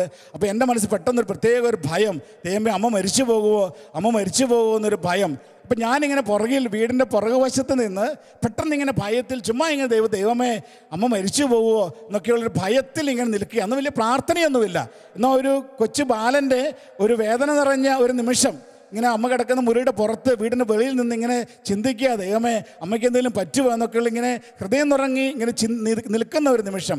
പെട്ടെന്ന് സഹോദരങ്ങളെ, ഞാനിപ്പോഴും ഓർക്കുകയാണ്, ഒരു ദർശനമൊന്നുമല്ല, പക്ഷേ ഒരു ശക്തമായ പ്രേരണ എൻ്റെ മനസ്സിലേക്ക് കടന്നു വരിക. ആരോ എന്നോട് സംസാരിക്കുന്നത് പോലെ. അതായത് എനിക്കന്ന് 12 വയസ്സ് പ്രായമേ ഉള്ളൂ. ഇങ്ങനെ പെട്ടെന്നൊരു ശക്തമായൊരു പ്രേരണ എൻ്റെ മനസ്സിലേക്ക് വരിക. നീ ഒരു വൈദികനാകും. നീ വൈദികനായതിനു ശേഷം ഒരു 3 വർഷം കൂടെയെങ്കിലും നിൻ്റെ അമ്മ ജീവിക്കും എന്നൊരു പ്രത്യേക ആരോ പറയുന്ന പോലെ എനിക്ക് തോന്നുക. അപ്പം ഞാൻ അവർക്ക്, ദൈവമേ, അന്നത്തെ കാലത്ത് വൈദികനാകണമെന്ന് ചിന്തിച്ചിട്ട് പോലുമില്ല. അപ്പോൾ 8ാം ക്ലാസ്സിൽ പഠിക്കുന്ന പ്രായമേ ഉള്ളൂ. നീ ഒരു വൈദികനാകും. നീ വൈദികനായ ശേഷം 3 വർഷം കൂടെ എങ്കിലും നിൻ്റെ അമ്മ ജീവിക്കും. അതെനിക്ക് വലിയൊരു ആശ്വാസമായി. അതായത് 8ാം ക്ലാസ്സിൽ പഠിക്കുന്ന ഒരു കൊച്ചിന് വൈദികനാണെങ്കിൽ ഇനി എത്ര വർഷം കിടക്കുന്നു? 15 വർഷമുണ്ട് വൈദിക പരിശീലനം. ഇപ്പോൾ 8ലായിട്ടേ ഉള്ളൂ. അപ്പോൾ അത്രയും നാളും കൂടെ എൻ്റെ അമ്മയുണ്ടല്ലോ, മരിക്കുകയല്ലോ. ഇനി വൈദികനായിട്ടോ 3 വർഷം കൂടെ എങ്കിലും അമ്മ ജീവിക്കുമെന്നാണ് കർത്താവ് പറഞ്ഞിരിക്കുക. അപ്പോൾ അങ്ങനെ പ്രത്യേക ഒരു പേരിന് കിട്ടി. അതെന്നെ ഒത്തിരി ശക്തിപ്പെടുത്തി. പിന്നീട് അമ്മയുടെ അസുഖത്തിൻ്റെ സമയങ്ങളിലൊന്നും എന്നെ അത് ഒത്തിരി ബാധിച്ചിട്ടില്ല. കാരണം ഇപ്പോഴും എൻ്റെ മനസ്സിൽ ആ കേട്ട കാര്യങ്ങൾ ശക്തമായിട്ട് നിറഞ്ഞു നിൽക്കുകയാണ്. പിന്നീട് ഞാൻ സെമിനാരിയിൽ ചേരുന്നു. ഇതൊക്കെ പരിശുദ്ധ അമ്മയിലൂടെ അത്ഭുതകരമായ ദൈവം നടത്തിയതാണ്. സെമിനാരിയിൽ ചേർന്ന് ഡോൺ ബോസ്കോ സഭയിൽ ചേർന്ന് ഞാൻ ആസാമിലെ ഹാർമുട്ടി എന്ന് പറയുന്ന ഒരു സ്ഥലത്ത് ഞാൻ റീജൻസി ചെയ്തുകൊണ്ടിരിക്കുന്ന സമയം, 1998 റീജൻസി ചെയ്തുകൊണ്ടിരിക്കുക. അങ്ങനെ റീജൻസി ചെയ്തുകൊണ്ടിരിക്കുന്ന സമയത്ത് ഒരു ഫോൺ കോൾ വരും നാട്ടിൽ നിന്നും. പെട്ടെന്ന് ഫോൺ കോൾ ഇപ്രകാരമാണ്: അമ്മയ്ക്ക് സ്ട്രോക്ക് വന്നു, വളരെ സീരിയസ് ആണ്, 28 മണിക്കൂറുകളെ ഡോക്ടേഴ്സ് നൽകിയിട്ടുള്ളൂ, 28 മണിക്കൂറിനുള്ളിൽ നീ തിരിച്ച് നാട്ടിൽ വരണം, ഇല്ലെങ്കിൽ അമ്മയെ കാണാനായിട്ട് സാധിക്കില്ല എന്നൊരു ഫോൺ കോൾ നാട്ടിൽ നിന്ന് വരികയാണ്. പെട്ടെന്ന് ഈ ഫോൺ കോൾ വന്നു. അപ്പോൾ എന്നോട് അന്ന് ആസാമിൽ അന്ന് ഹാർമുട്ടിയിൽ നിന്നും ഗുവാഹട്ടി എന്ന് പറയുന്ന ഒരു സ്ഥലത്തെത്തണം, രാത്രി മുഴുവൻ യാത്ര ചെയ്യണം. ഗുവാഹട്ടിയിൽ നിന്നാണ് നാട്ടിലേക്കുള്ള ട്രെയിൻ കിട്ടുകയുള്ളൂ. ആസാമിലെ സാഹചര്യങ്ങൾ നിങ്ങൾക്ക് അറിയാമല്ലോ. അപ്പം ഞാൻ 28 മണിക്കൂർ, സാധാരണ ട്രെയിന് വരണമെങ്കിൽ 4 ദിവസം എടുക്കും കേരളത്തിലെത്താനായിട്ട്. അപ്പോൾ ആ സമയത്ത് 28 മണിക്കൂറിന് മുമ്പ് വീട്ടിൽ വന്നെങ്കിൽ അമ്മയെ ജീവനോടെ കാണാൻ സാധിക്കുകയുള്ളൂ എന്നൊരു സന്ദേശം കിട്ടിയ ഉടനെ തന്നെ ഞാൻ ദൈവമേ എങ്ങനെ എത്തും. അപ്പം ഞാനോർത്തു എൻ്റെ അധികാരികൾ എത്രയും പെട്ടെന്ന് തന്നെ ഫ്ലൈറ്റ് എവിടെയെങ്കിലും ബുക്ക് ചെയ്ത് നാട്ടിലേക്ക് വിടും എന്നോർത്തു. അപ്പം ഞാനത് പ്രത്യേകിച്ച് അവരോട് ചോദിച്ചൊന്നുമില്ല, കാരണം നമ്മളൊന്ന് ബ്രദറാണ്, റീജൻസ് ചെയ്യുന്ന ബ്രദറാണല്ലോ. അപ്പം എൻ്റെ റെക്ടറച്ചനെ ഇത് കേട്ടു. റെക്ടറച്ചൻ അല്പം ഏതാണ്ട് ചില ക്രമീകരണങ്ങൾ നടത്തി എന്നെ വിളിച്ചിട്ട് പറഞ്ഞു, ഇതാണ് നിൻ്റെ ബസ് ടിക്കറ്റ്. നീ വൈകുന്നേരം 6 മണിക്ക് ഒരു ബസ്സുണ്ട്, അതിന് ഗുവാഹട്ടിയിൽ ചെല്ലണം, ഗുവാഹട്ടിയിൽ നിന്ന് ട്രെയിൻ എടുത്ത് വീട്ടിൽ പോകണം. അപ്പോൾ പെട്ടെന്ന് എൻ്റെ മനസ്സിൽ ഒരു അസ്വസ്ഥ ഉണ്ടായി. ദൈവമേ, 28 മണിക്കൂർ ഡോക്ടേഴ്സ് നൽകിയിട്ടുള്ളൂ. അന്നൊക്കെ ഫോണൊക്കെ വരുന്ന സമയം മൊബൈൽ ഫോണൊന്നുമില്ല, സംസാരിക്കാനൊന്നും പറ്റില്ല. ഞാൻ എങ്ങനെയാണ് 28 മണിക്കൂറിൽ ഈ ബസ്സിന് പോയാൽ ഞാൻ എങ്ങനെയാണ് വീട്ടിൽ ചെല്ലുക? പക്ഷേ ഒരു ബ്രദർ എന്ന നിലയിൽ മറ്റൊന്നും ചോദിക്കാനായിട്ട് സാധിച്ചിരുന്നില്ല. അപ്പോൾ എൻ്റെ അധികാരിയോട്, എൻ്റെ റെക്ടറിനോട് എൻ്റെ മനസ്സിൽ വലിയ ദേഷ്യമുണ്ടായി.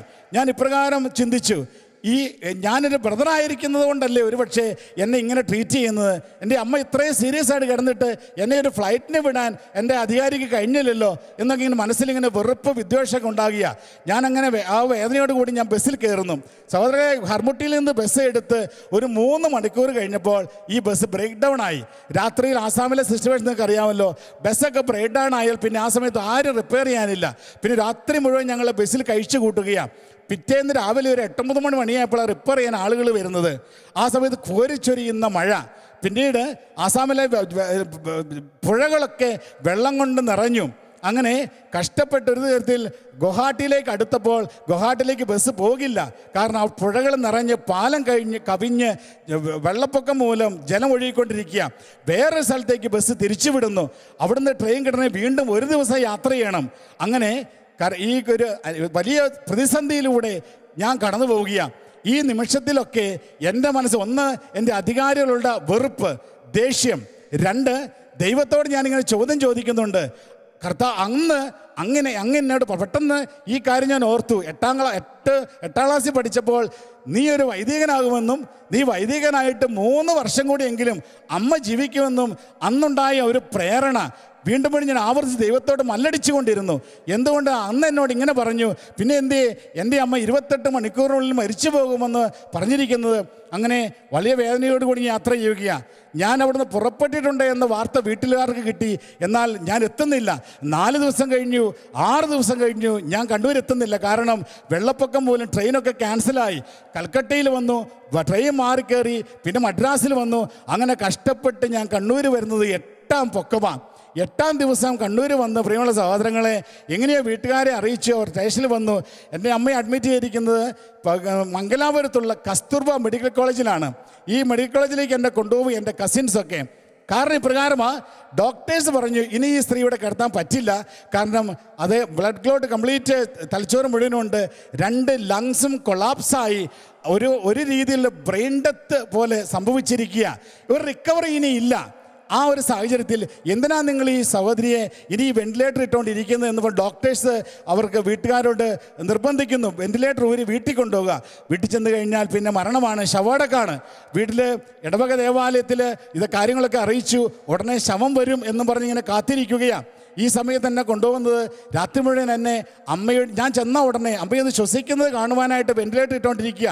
അവർ ഡോക്ടേഴ്സിനോട് പറഞ്ഞു, ഒരു മകൻ ആസാമിൽ നിന്ന് വരാനുണ്ട്, അവനൊന്ന് വന്നൊന്ന് കണ്ടോട്ടെ.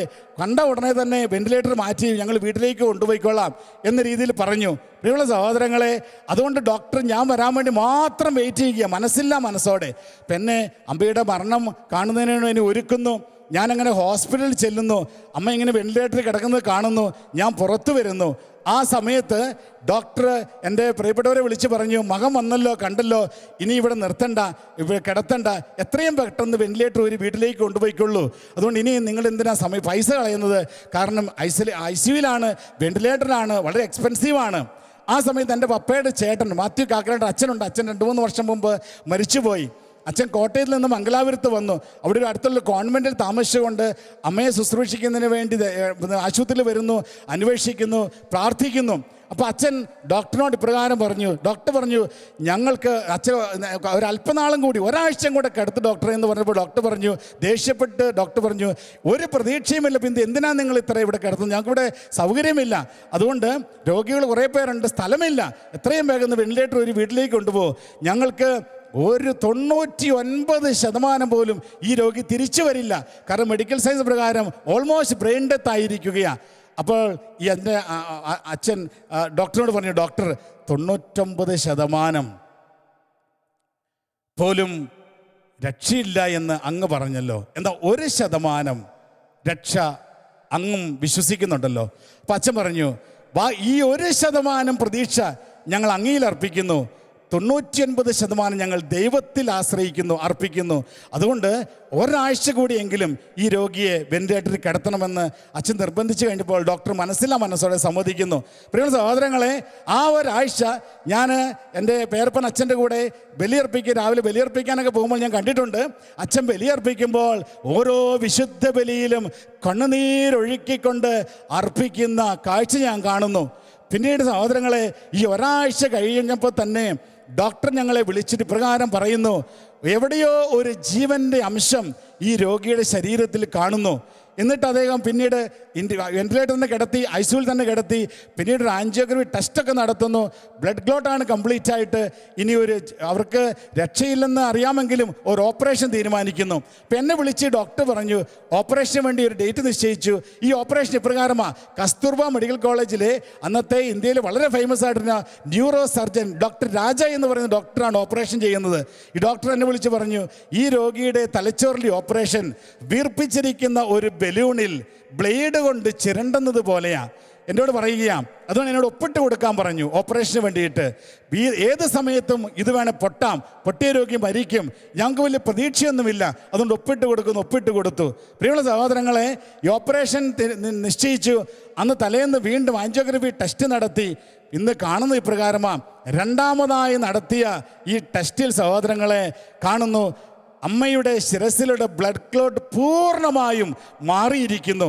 ഡോക്ടേഴ്സ് വിശ്വസിക്കാൻ സാധിക്കുന്നില്ല. ഡോക്ടർ പറഞ്ഞു, ഇനി ഓപ്പറേഷൻ്റെ കാര്യമില്ല. പിന്നീട് അവർ പല ടെസ്റ്റുകളും നടത്തി. ബ്ലഡ് ക്ലോട്ട് പൂർണ്ണമായി മാറി.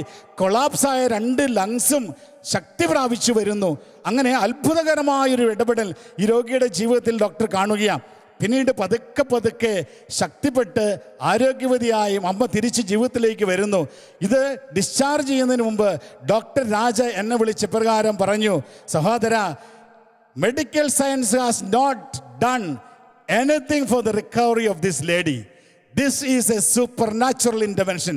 ഞാൻ ഇപ്പോഴും ഡോക്ടർ പറഞ്ഞ എൻ്റെ വാതുകളിൽ അലയടിക്കുകയാണ്.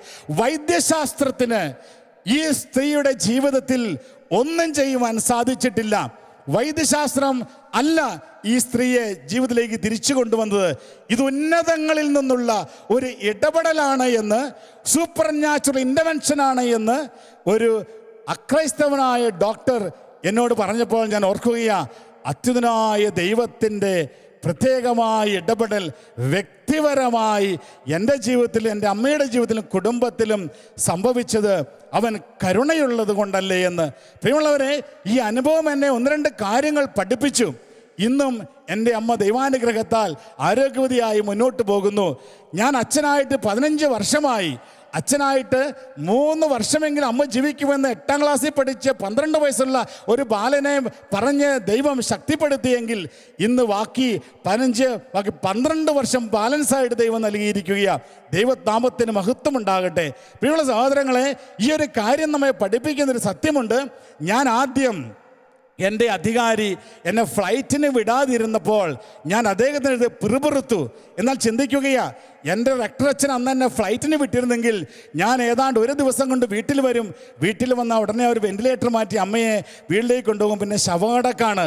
ഇന്ന് എൻ്റെ അമ്മ ജീവിച്ചിരിക്കുന്നുണ്ടെങ്കിൽ ഞാൻ എത്രമാത്രം താമസിച്ച് വന്നാൽ വരാമോ അത്രമാത്രം ദൈവം എന്നെ വൈകിച്ചു.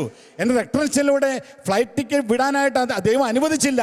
എന്നെ വന്ന വഴിക്ക് ബസ് ബ്രേക്ക് ഡൗൺ ആക്കി. ഞാൻ വന്ന വഴിക്ക് വെള്ളപ്പൊക്കമുണ്ടായി. ഗുവാഹട്ടി എത്താൻ സാധിക്കുന്നില്ല. ട്രെയിൻ ക്യാൻസലാക്കി. 4 ദിവസം കൊണ്ട് വരേണ്ട ഞാൻ 8ാം ദിവസം വരുന്നു. അങ്ങനെ ഞാൻ ഡിലേ ആയതുകൊണ്ട് ഡോക്ടേഴ്സിന് നിവൃത്തിയില്ലാതെ വെന്റിലേറ്ററിൽ വീണ്ടും വീണ്ടും എൻ്റെ അമ്മയെ കടത്തി ആ സമയം ദീർഘിപ്പിച്ചു. അത് ദൈവത്തിൻ്റെ വ്യക്തിപരമായ ഒരു ഇടപെടലാണെന്ന് ഞാൻ മനസ്സിലാക്കുകയാണ്. പ്രിയമുള്ള സഹോദരങ്ങളെ, ഇന്ന് നമ്മൾ തിരിച്ചറിയുന്ന ഇപ്രകാരമാണ്, നമ്മുടെ ജീവിതങ്ങളിൽ ചിലപ്പോൾ ഇതുപോലെയുള്ള പ്രതിസന്ധികളുണ്ടാകും, വെല്ലുവിളികൾ നൽകുന്ന ചില വ്യക്തികളുണ്ടാകും. എൻ്റെ റക്ടറച്ചനെ പോലെ ഒരുപക്ഷെ ഇതെല്ലാം ദൈവത്തിൻ്റെ പദ്ധതിയുടെ ഒരു ഭാഗമാണെന്ന് നമ്മൾ തിരിച്ചറിയണം. ഇല്ലെങ്കിൽ ഒരുപക്ഷെ സഹോദരങ്ങളെ, അപകടകരമായൊരു സാഹചര്യത്തിലൂടെ നമ്മൾ കടന്നു പോകേണ്ടി വരും. അതുകൊണ്ടാണ് ചിലപ്പോൾ ദൈവം ചില കാര്യങ്ങൾക്ക് ബ്ലോക്കിടുന്നത്, അതുകൊണ്ടാണ് ചിലപ്പോൾ ദൈവം വിസ തരാതിരിക്കുന്നത്, അതുകൊണ്ടാണ് ചിലപ്പോൾ ഇൻ്റർവ്യൂവിന് പോയിട്ട് ജോലി നൽകാതിരിക്കുന്നത്, അതുകൊണ്ടാണ് ചിലപ്പോൾ പ്രാർത്ഥിക്കുമ്പോൾ ചില അസുഖങ്ങൾ ഭേദപ്പെടാതിരിക്കുന്നത്. ഇതൊക്കെ ദൈവത്തിൻ്റെ പദ്ധതിയുടെ ഒരു ഭാഗമാണ് തിരിച്ചറിഞ്ഞുകൊണ്ട് മനസ്സിലാക്കുകയാണ്.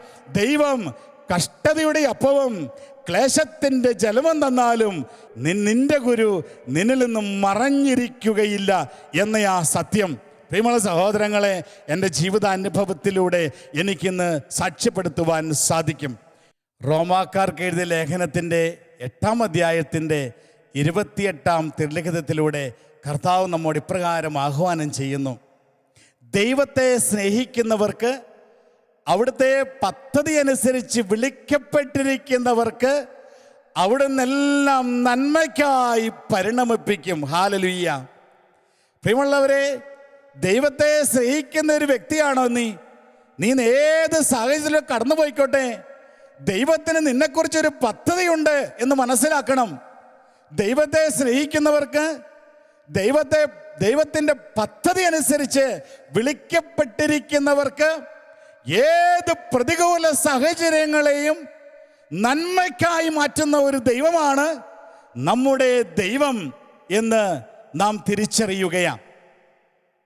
സഹോദരങ്ങളെ, ഞാൻ നിങ്ങളോട് നേരത്തെ പറഞ്ഞു, ഒന്നെങ്കിൽ ദൈവം നേരിട്ടിടപെടും, ഇല്ലെങ്കിൽ ദൈവം മറ്റേതെങ്കിലും വ്യക്തികളിലൂടെ നമ്മുടെ ജീവിതത്തിൽ ഇടപെടും, ഇല്ലെങ്കിൽ ദൈവം മാലാഖമാരെ അയച്ച് നമ്മളെ സംരക്ഷിക്കും. എത്രമാത്രം സ്നേഹനിധിയായ ഒരു ദൈവമാണ് നമ്മുടെ ദൈവം എങ്കിൽ പ്രിയമുള്ള സഹോദരങ്ങളെ, ചില ദുരിതങ്ങളെല്ലാം നമുക്ക് അനുഗ്രഹമാറ്റി അവൻ നൽകുകയും ചെയ്യും എന്ന് നമ്മൾ മനസ്സിലാക്കുന്നു. സങ്കീർത്തന പുസ്തകത്തിൻ്റെ 119-ാം അധ്യായത്തിൻ്റെ 71-ാം തിരുലിഖിതം ഇപ്രകാരം നമ്മെ ഓർമ്മിപ്പിക്കുന്നു: ദുരിതങ്ങൾ എനിക്ക് ഉപകാരമായി, തന്മൂലം ഞാൻ അങ്ങയുടെ ചട്ടങ്ങൾ അഭ്യസിച്ചുവല്ലോ. ദുരിതങ്ങൾ എനിക്ക് ഉപകാരമായി, തന്മൂലം ദൈവത്തിൻ്റെ ചട്ടങ്ങൾ ഞാൻ അഭ്യസിച്ചുവല്ലോ എന്ന് സങ്കീർത്തകൻ പറയുമ്പോൾ ഇന്ന് നമ്മൾ മനസ്സിലാക്കുന്ന ഇപ്രകാരമാണ്: ഓരോ തിക്താനുഭവങ്ങളിലൂടെ കടന്നു പോകുമ്പോഴും, ഓരോ ദുരിതങ്ങളിലൂടെ കടന്നു പോകുമ്പോഴും, ഓരോ വേദനിപ്പിക്കുന്ന അവസ്ഥയിലൂടെ കടന്നു പോകുമ്പോഴും ദൈവത്തിന് എന്തൊക്കെയോ ചട്ടങ്ങൾ നമ്മെ പഠിപ്പിക്കുവാനുണ്ട്. ഈ നൊമ്പരപ്പെടുന്ന അവസ്ഥയിലും സഹോദരങ്ങളെ, ദൈവം എന്താണ് എന്നെ പഠിപ്പിക്കുന്നത് എന്നാണ് ഓരോ അവസ്ഥയിലൂടെ കടന്നു പോകുമ്പോഴും നാം മനസ്സിലാക്കേണ്ടത്, നാം ചിന്തിച്ച് കണ്ടുപിടിക്കേണ്ടത്. ഞാൻ ഇപ്രകാരം അവസ്ഥയിൽ കടന്നു പോകുന്നു, നിസ്സഹായ അവസ്ഥയാണ്, മുൻപിൽ എന്താണെന്ന് അറിയില്ല.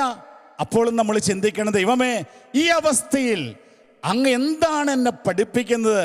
സങ്കീർത്തകൻ പറയുന്നു, സങ്കീർത്തനം 119:71, ദുരിതങ്ങൾ എനിക്ക് ഉപകാരമായി, എന്തെന്നാൽ ദൈവത്തിൻ്റെ ചട്ടങ്ങൾ എനിക്ക് അഭ്യസിക്കുവാൻ അതിടവരുത്തിയെന്ന്. സ്നേഹമുള്ളവരെ, നമ്മളെ ഒരിക്കലും മാറ്റി നിർത്താത്ത ദൈവം, വ്യക്തിപരമായി ഇടപെടുന്ന ദൈവം, ദൂതന്മാരിലൂടെ ഇടപെടുന്ന ദൈവം, മറ്റുള്ളവരെ നമുക്ക് വേണ്ടി ശക്തിപ്പെടുത്തി നമ്മോട് ചേർത്ത് നിർത്തി നിൽക്കുവാൻ അയക്കുന്ന ദൈവം ഈ കാലഘട്ടത്തിൽ ശക്തമായി ഇടപെടുന്നത് തൻ്റെ അമ്മയായ പരിശുദ്ധ കന്യകാമറിയത്തിലൂടെയാണ്. പരിശുദ്ധ കന്യകാമറിയത്തെയാണ് ഇന്ന് ഈ ലോകത്തെ മുഴുവനും ആശ്വസിപ്പിക്കുന്നതിനും അനുഗ്രഹിക്കുന്നതിനും ദൈവപിതാവിൻ്റെ കരുണ ലോകത്തിലേക്ക് എത്തിക്കുന്നതിനും ഒരു ഉപകരണമായി ദൈവം ഇന്ന് ഉപയോഗിക്കുന്നത്. അതാണ് ഈ ഒക്ടോബർ മാസത്തിൽ പരിശുദ്ധ അമ്മയുടെ ഈ മാസത്തിൽ അമ്മയുടെ ജപമാലയുടെ തിരുനാൾ നമ്മൾ 7-ാം തീയതി ആഘോഷിക്കുമ്പോൾ നമ്മൾ തിരിച്ചറിയുന്ന കാര്യം ഇപ്രകാരമാണ്: ജപമാല എന്ന ആയുധമാണ് ഇന്ന് ഈ ലോകത്ത് എല്ലാ തിന്മകൾക്കുമെതിരായി യുദ്ധം ചെയ്യുവാൻ സ്വർഗം നൽകിയിരിക്കുന്ന ഈ ആയുധം പരിശുദ്ധ കന്യകാമറിയവും പരിശുദ്ധ കന്യകാമറിയത്തോട് നമുക്ക് നൽകിയ ജപമാല എന്ന ആയുധവും. കാരണമുണ്ട് സഹോദരങ്ങളെ, ഉൽപ്പത്തി പുസ്തകത്തിൻ്റെ 3-ാം അധ്യായത്തിൻ്റെ 15-ാം തിരുലിഖിതത്തിൽ പിതാവായ ദൈവം ഒരു ശത്രുത ഉളവാക്കുന്നുണ്ട്. പിതാവായ ദൈവം സാത്താനോട് ഇപ്രകാരം പറയുന്നു: നീയും സ്ത്രീയും തമ്മിലും നിന്റെ സന്തതിയും അവളുടെ സന്തതിയും തമ്മിൽ ഞാൻ ശത്രുത ഉളവാക്കും. അവളുടെ സന്തതി നിന്റെ തല തകർക്കുമെന്ന് പിതാവായ ദൈവം സാത്താൻ നൽകിയിരിക്കുന്ന ഒരു മുന്നറിയിപ്പാണ്. അവൻ്റെ തല തകർക്കുന്ന ഒരു സന്തതിക്ക് ജന്മം നൽകുന്ന ഒരു സ്ത്രീ ഈ ലോകത്തിലുണ്ടാകും. ആരാണ്? പിശാചിൻ്റെ തല തകർത്ത സ്ത്രീയുടെ സന്തതി യേശുക്രിസ്തുവല്ലേ സഹോദരങ്ങളെ? പിശാചിൻ്റെ തല തകർത്ത സ്ത്രീയുടെ സന്തതി യേശുക്രിസ്തുവാണെങ്കിൽ ദൈവം ഇവിടെ നിശ്ചയിച്ച ഈ സന്തതിയുടെ അമ്മ പരിശുദ്ധ കന്യകാമറിയമാണ്. പരിശുദ്ധ കന്യകാമറിയവും സാത്താനും തമ്മിലുള്ള ഒരു ശത്രുതയാണ് പിതാവായ ദൈവം ഈ ലോകത്ത് സ്ഥാപിച്ച ഏക ശത്രുത. മനസ്സിലാക്കുന്ന ഇപ്രകാരമായ സഹോദരങ്ങളെ, പരിശുദ്ധ കന്യകാമറിയത്തോട് ചേർന്ന് അവളുടെ ജപമാല ചൊല്ലി പ്രാർത്ഥിക്കുമ്പോൾ സഭാ ചരിത്രത്തിൽ നമ്മൾ കാണുവാനായിട്ട് സാധിക്കും. അന്ധകാര ശക്തികളും പ്രതികൂല സാഹചര്യങ്ങളും യുദ്ധങ്ങൾ പോലും ഒഴിവായി തകർന്നടിഞ്ഞ അനുഭവങ്ങൾ ചരിത്രത്തിൻ്റെ ഭാഗമല്ലേ? 1570 അന്നത്തെ തുർക്കി സുൽത്താൻ്റെ നേതൃത്വത്തിൽ തുർക്കി സൈന്യം യൂറോപ്പിനെ മുഴുവനും ആക്രമിച്ച് കീഴ്പ്പെടുത്തുന്ന ഒരു സാഹചര്യമുണ്ടായി. യൂറോപ്പ് അന്ന് ക്രിസ്തീയ രാജ്യങ്ങളാണ്. തുർക്കി സൈന്യം അന്ന് അവരുടെ അന്ധവിശ്വാസവും കിരാതത്വവും യൂറോപ്പ് മുഴുവൻ പിടിച്ചടക്കി യൂറോപ്പിലേക്ക് വ്യാപിപ്പിക്കുകയും അനേകര് വധിക്കപ്പെടുകയും ചെയ്യുന്ന ഒരു സാഹചര്യം സൃഷ്ടിക്കപ്പെടുകയാണ്. യൂറോപ്പ് മുഴുവനും തുർക്കി സൈന്യത്തിന് അടിയറ വയ്ക്കപ്പെടുന്ന പ്രത്യേകമായൊരു സാഹചര്യം സൃഷ്ടിക്കപ്പെട്ട വർഷങ്ങൾ. ഇപ്പോൾ അന്ന് യൂറോപ്യൻ സൈന്യം മുഴുവനും ഓസ്ട്രിയൻ ചക്രവർത്തിയായ ഡോൺ ജുവാന്റെ നേതൃത്വത്തിൽ അണിനിരന്നു. ഈ തുർക്കി സൈന്യത്തിനെതിരായി അവർ ശക്തമായി പോരാടി. എന്നാൽ യൂറോപ്യൻ സൈന്യം ദയനീയമായി പരാജയപ്പെടുകയാണ്. ഇപ്രകാരം പരാജയപ്പെട്ട സാഹചര്യത്തിൽ അന്ന് സഭയെ നയിക്കുവാൻ ദൈവം നിയോഗിച്ചിരുന്ന പിയൂസ് 5-ാമൻ മാർപ്പാപ്പ ഇപ്രകാരം ലോകത്തോട് വിളിച്ചു പറഞ്ഞു: നിങ്ങൾ ലോകത്തുള്ള ആയുധങ്ങൾ ഉപയോഗിച്ച് യുദ്ധം ചെയ്യുന്നതോടൊപ്പം തന്നെ നിങ്ങൾ ജപമാലയും കയ്യിലേന്തി യുദ്ധം ചെയ്യണം. അങ്ങനെ സഹോദരങ്ങളെ, 1571 പിയൂസ് 5-ാമൻ മാർപ്പാപ്പ ലോക ജനതയോട് മുഴുവനും ജപമാല ചൊല്ലി പ്രാർത്ഥിക്കാൻ ആവശ്യപ്പെടുകയാണ്. അന്ന് ജപമാല രാജ്ഞിയുടെ തിരുനാളാണ് ഒക്ടോബർ 7-ാം തീയതി. അന്ന് ലോക ജനത മുഴുവനും പിയൂസ് മാർപ്പാപ്പയോട് ചേർന്ന് രാത്രി മുഴുവനും ഈ യുദ്ധത്തിൽ യൂറോപ്യൻ സൈന്യം വിജയം വരിക്കുന്നതിന് വേണ്ടി ജപമാല ചൊല്ലി പ്രാർത്ഥിക്കുകയാണ്. അങ്ങനെ ഏതാണ്ട് 65,000-ഓളം വരുന്ന യൂറോപ്യൻ സൈന്യം മാർപ്പാപ്പയോട് ചേർന്ന് ജപമാല ചൊല്ലി പ്രാർത്ഥിച്ചതിന് ശേഷം യുദ്ധം ചെയ്യുവാൻ ലപ്പാൻ്റെ കടലിടുക്കുകളിലേക്ക് നീങ്ങുകയാണ്. പ്രിയമുള്ള സഹോദരങ്ങളെ, യുദ്ധത്തിന് പോകാൻ സാധിക്കാതിരുന്ന മക്കൾ ജപമാല ചൊല്ലി വീടുകളിലിരുന്ന് പ്രാർത്ഥിച്ചു കൊണ്ടിരുന്നു. തുർക്കി സൈന്യം ശക്തമാണ്. ഏറ്റുമുട്ടിയ യുദ്ധങ്ങളിലെല്ലാം യൂറോപ്യൻ സൈന്യം പരാജയപ്പെട്ടു. ഈ ലപ്പാൻ്റെ യുദ്ധം വളരെ നിർണായകമായ യുദ്ധമാണ്. ഇതിൽ യൂറോപ്യൻ സൈന്യം പരാജയപ്പെട്ടാൽ തുർക്കി സൈന്യം യൂറോപ്പ് മുഴുവനും കീഴടക്കും. പിന്നെ തങ്ങളുടെ അന്ധവിശ്വാസവും കിരാതത്വവുമായിരിക്കും യൂറോപ്പിനെ ഭരിക്കുക. ഈ നിർണായകമായ യുദ്ധത്തിന് വേണ്ടി യൂറോപ്യൻ സൈന്യം നീങ്ങുകയാണ്. ഇപ്രകാരം ലപ്പാൻ്റെ കടലിടുക്കുകളിലേക്ക് യുദ്ധം ചെയ്യുവാനായി നീങ്ങിയ യൂറോപ്യൻ സൈന്യം തങ്ങളുടെ ആയുധങ്ങളോടൊപ്പം കയ്യിൽ ജപമാലയും കെട്ടിയിട്ടു. രാത്രി മുഴുവനും ജപമാല ചൊല്ലി പ്രാർത്ഥിച്ചു. ജപമാല രാജ്ഞിയോട് ചേർന്ന് ദൈവത്തിൻ്റെ കരുണയ്ക്ക് വേണ്ടി യാചിച്ചുകൊണ്ട് ധൈര്യപൂർവം ദൈവത്തിൽ വിശ്വസിച്ചുകൊണ്ട് ദൈവനാമത്തിൽ യൂറോപ്യൻ സൈന്യം ലപ്പാന്റെ കടലുകളിലേക്ക് യുദ്ധത്തിനായി നീങ്ങുകയാണ്. നിങ്ങളുടെ സഹോദരങ്ങളെ, നിർണായകമായ യുദ്ധം നടക്കുന്നു. യൂറോപ്യൻ സൈന്യം പരാജയപ്പെട്ടതിൻ്റെ വക്കിലെത്തുകയാണ്. ഈ നിമിഷത്തിൽ സ്വർഗത്തിൽ നിന്ന് അത്ഭുതകരമായ ഒരു കൊടുങ്കാറ്റടിക്കുന്നു. എന്നാൽ അതിൻ്റെ അത്ഭുതം ഇപ്രകാരമാ: യുദ്ധം ചെയ്യുന്ന തുർക്കി സൈന്യത്തിന് നേരെ കൊടുങ്കാറ്റ് ശക്തമായി വീശുകയും തുർക്കി സൈന്യത്തെ യുദ്ധം ചെയ്യാൻ സാധിക്കാത്ത രീതിയിൽ അവരെ അപകടകരമായ ഒരു സാഹചര്യത്തിൽ എത്തിക്കുകയും ചെയ്തു. യൂറോപ്യൻ സൈന്യം ആ നിമിഷം അവരെ ആക്രമിക്കുന്നു, പരാജയപ്പെടുത്തുന്നു, കീഴ്പ്പെടുത്തുന്നു. അങ്ങനെ ലോക ചരിത്രത്തിൽ പ്രസിദ്ധമായ ലപ്പാന്റെ യുദ്ധത്തിൽ യൂറോപ്യൻ സൈന്യം വിജയം വരിക്കുന്നു. ഹല്ലേലൂയ!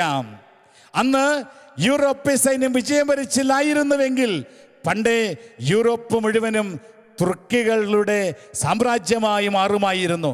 പ്രിയമുള്ള സഹോദരങ്ങളെ, 5-ാം പിയൂസ് മാർപ്പാപ്പ പിന്നീട് ഈ വിജയം പരിശുദ്ധ കന്യകാമറിയത്തിൻ്റെ ശക്തമായ ഇടപെടലിലൂടെ ദൈവം നൽകിയതാണ് എന്ന് തിരിച്ചറിഞ്ഞുകൊണ്ട് ലോകത്തോട് ക്രിസ്ത്യാനികളുടെ സഹായമായ മറിയമേ, ഞങ്ങൾക്ക് വേണ്ടി പ്രാർത്ഥിക്കണമേ എന്നുള്ള പ്രാർത്ഥന ചൊല്ലി പ്രാർത്ഥിക്കാൻ ആവശ്യപ്പെട്ടു.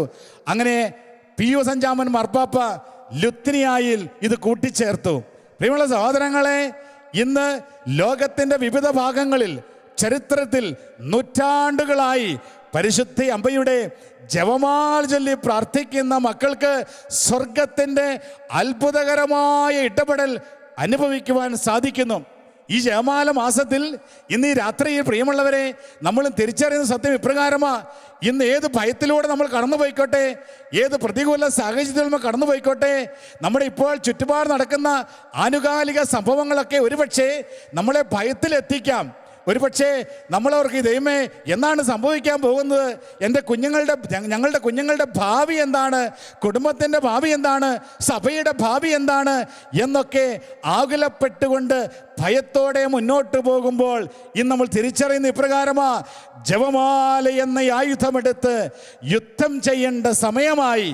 ഇത്രയും നാൾ നമ്മൾ ഒരു ജപമാല ചൊല്ലി പ്രാർത്ഥിച്ചിരുന്ന വ്യക്തികളാണെങ്കിൽ ഇനി 2 ചൊല്ലാൻ തുടങ്ങണം, 2 ചൊല്ലിക്കൊണ്ട് 4 ചൊല്ലാൻ തുടങ്ങണം. പ്രിയമുള്ളവരെ, ലോക ജനത മുഴുവനും ജപമാല കയ്യിലെടുത്ത് പരിശുദ്ധ കന്യകാമറിയത്തോട് ചേർന്ന് പ്രാർത്ഥിച്ചാൽ ഇന്ന് നാം അനുഭവിച്ചു കൊണ്ടിരിക്കുന്ന എല്ലാ പ്രതിസന്ധികളിൽ നിന്നും പ്രതികൂല സാഹചര്യത്തിൽ നിന്നും വ്യക്തവും ശക്തവുമായ ഒരു പരിഹാരം സ്വർഗം നൽകും എന്നുള്ള ഒരു തിരിച്ചറിവ് കൂടി ഇന്ന് ലഭിക്കുകയാണ്. അതുകൊണ്ട് സഹോദരങ്ങളെ, ജപമാലയിൽ നമ്മൾ ചെല്ലുന്ന ഓരോ നന്മ നിറഞ്ഞ മറിയമേ എന്ന പ്രാർത്ഥനയും സാത്താൻ്റെ കോട്ടകൾക്കെതിരെ നമ്മൾ അയക്കുന്ന ഓരോ വെടിയുണ്ടകളാണ് എന്ന് നമ്മൾ തിരിച്ചറിയണം. ഇന്ന് എവിടെയാണോ പ്രതികൂല സാഹചര്യങ്ങൾ നമ്മൾ അനുഭവിക്കുന്നത്, നമ്മുടെ ജീവിതത്തിലാകാം, നമ്മുടെ കുഞ്ഞുങ്ങളുടെ ജീവിതത്തിലാകാം, കുടുംബത്തിലാകാം, സഭയിലാകാം, സമൂഹത്തിലാകാം, ഏത് പ്രതികൂല സാഹചര്യത്തിൽ കടന്നു പോകുമ്പോഴും ജപമാല എന്ന ആയുധമെടുത്ത് നമ്മൾ യുദ്ധം ചെയ്താൽ അതെല്ലാം നമുക്കനുകൂലമായി മാറുമെന്ന് ദൈവത്തിൻ്റെ ഉറപ്പാണ് ഇന്ന് ഈ രാത്രിയിൽ നമ്മൾ സ്വീകരിക്കുക. സഹോദരങ്ങളെ, 1884 അന്ന് ലോകം ഭരിച്ചിരുന്ന ലിയോ 13-ാമൻ മാർപ്പാപ്പ മുൻ വർഷം എന്ന് പറയുന്ന തൻ്റെ ചാക്രിക ലേഖനത്തിൽ ഇപ്രകാരം പറഞ്ഞു തരുന്നുണ്ട്.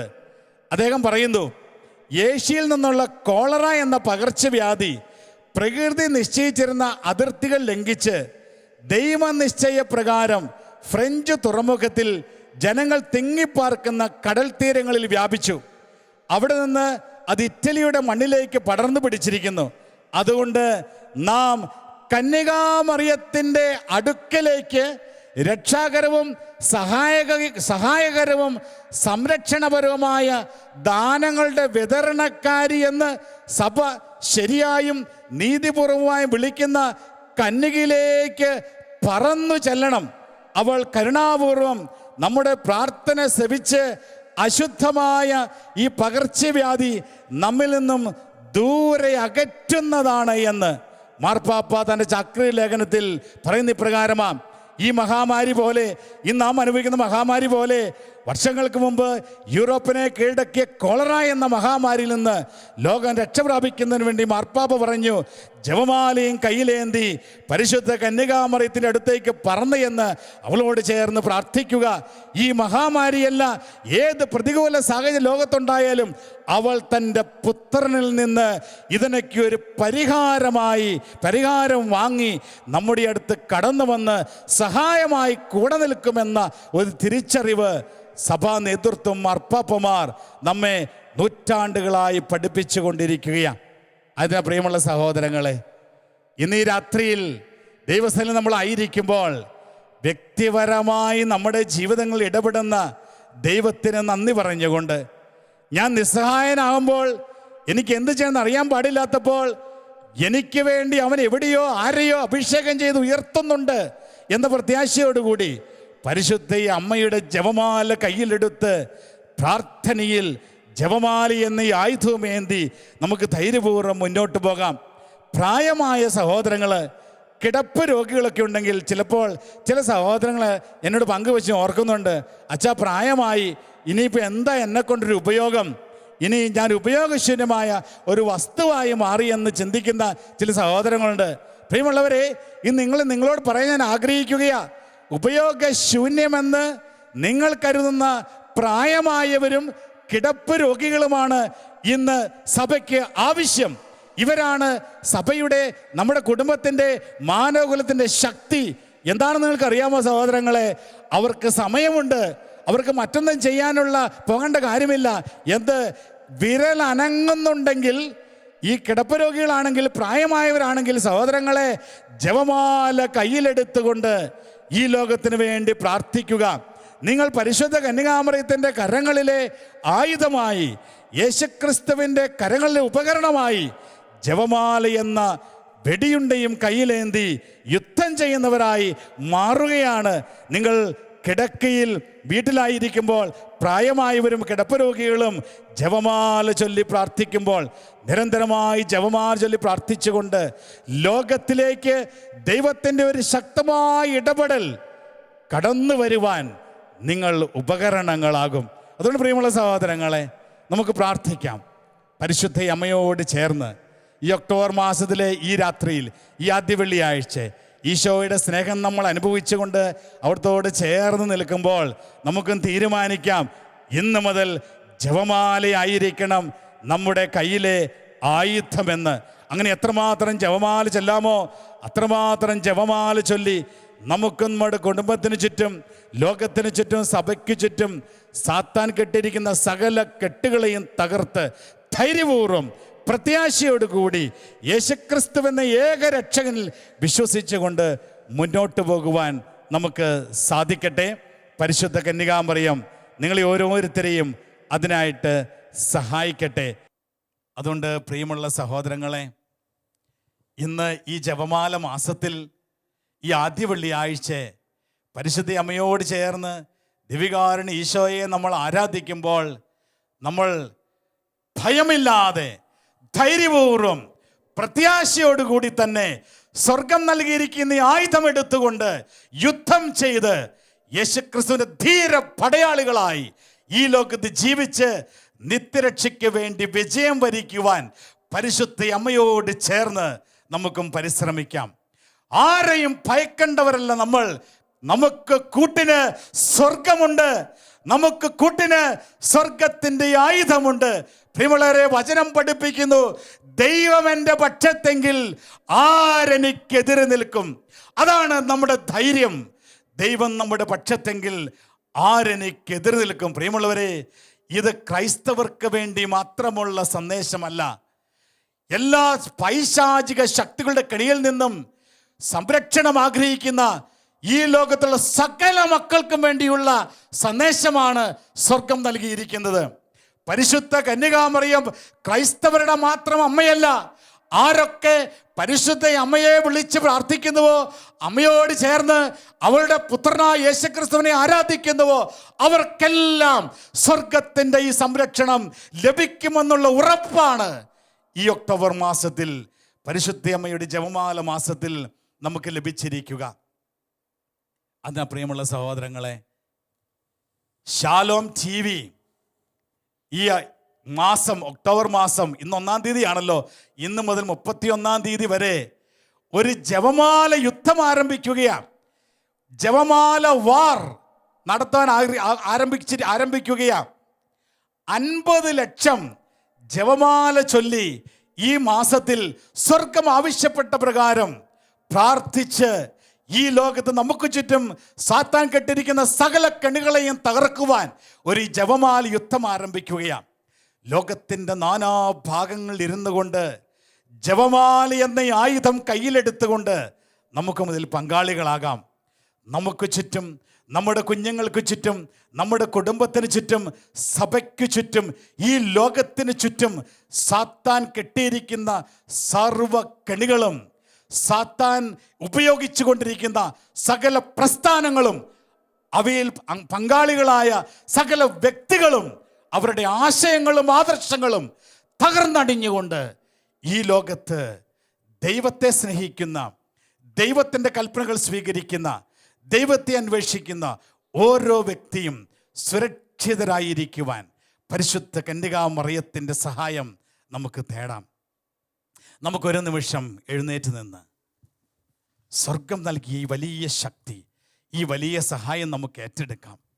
നമ്മൾ കണ്ടല്ലോ, ഞാൻ തുടക്കത്തിൽ തന്നെ നമ്മൾ പങ്കുവെച്ചല്ലോ, യേശയ്യാപ്രവാചകന്റെ പുസ്തകത്തിൻ്റെ 35-ാം അധ്യായത്തെ 4-ാം തിരുലിഖിതത്തിൽ ഭയപ്പെട്ടിരിക്കുന്നവരോട് സ്വർഗം നൽകിയൊരു സന്ദേശമില്ലേ നമ്മൾ ആദ്യം കണ്ടത്. ഇപ്രകാരം സ്വർഗം അരുളി ചെയ്തു, ഭയപ്പെട്ടിരിക്കുന്നവരോട് പറയുവിൻ, ഭയപ്പെടേണ്ട, ധൈര്യം അവലംബിക്കുവിൻ, നിങ്ങളുടെ ദൈവം പ്രതിഫലവുമായി വന്ന് നിങ്ങളെ രക്ഷിക്കും. വചനം പഠിപ്പിക്കുന്നു. പ്രിയമുള്ള സഹോദരങ്ങളെ, ഇന്ന് ലോകത്ത് ഭയപ്പെട്ടിരിക്കുന്ന, എങ്കിലും ഭയത്തിന് വിട്ടുകൊടുക്കാതെ ഈ പ്രതികൂല സാഹചര്യങ്ങളിലും ഈ പ്രതിസന്ധികളിലും പരിശുദ്ധ അമ്മയോട് ചേർന്ന് ഈശോയെ ആരാധിച്ചുകൊണ്ട് സത്യദൈവത്തെ ആരാധിക്കുന്ന ഓരോ മക്കൾക്കും സ്വർഗം നൽകിയിരിക്കുന്ന പ്രതിഫലമാണ് പരിശുദ്ധ കന്യകാമറിയം എന്ന് സന്തോഷത്തോടെ പങ്കുവയ്ക്കുവാൻ ആഗ്രഹിക്കുകയാണ്. പരിശുദ്ധ അമ്മയാകുന്ന ഈ പ്രതിഫലത്തെ ഏറ്റെടുത്തുകൊണ്ട് സാത്താൻ്റെ തല തകർക്കുവാൻ ദൈവം ശക്തി നൽകിയിരിക്കുന്ന പരിശുദ്ധ അമ്മയോട് ചേർന്ന് നിന്നുകൊണ്ട് നമ്മളെയും നമ്മുടെ പ്രിയപ്പെട്ടവരെയും കുടുംബങ്ങളെയും സഭയെയും രാജ്യങ്ങളെയും ലോകം മുഴുവനെയും പരിശുദ്ധ അമ്മയുടെ വിമല ഹൃദയത്തിലേക്ക് സമർപ്പിച്ചുകൊണ്ട് ഗായക സംഘത്തോട് ചേർന്ന് അമ്മയുടെ പ്രത്യേക സഹായത്തിന് വേണ്ടി നമുക്ക് യാചിക്കാം. പരിശുദ്ധ അമ്മ എവിടെയുണ്ടോ അവിടെ അവളുടെ പുത്രനായ യേശു ക്രിസ്തുവുണ്ട്. അതാണ് ജപമാല പ്രാർത്ഥനയുടെ ശക്തി. ജപമാല ചൊല്ലി പ്രാർത്ഥിക്കുമ്പോൾ നമ്മൾ യേശു ക്രിസ്തുവിന്റെ ജീവിതത്തെയാണ് ധ്യാനിക്കുന്നത്.